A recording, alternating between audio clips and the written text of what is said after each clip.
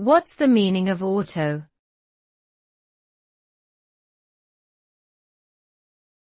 Auto.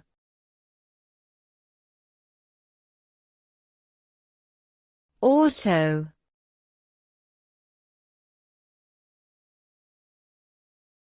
Auto.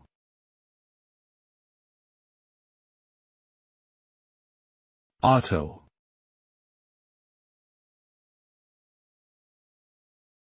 The word auto has several meanings depending on the context.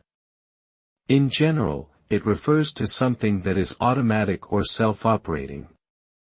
For example, an automatic transmission in a car is called an auto transmission.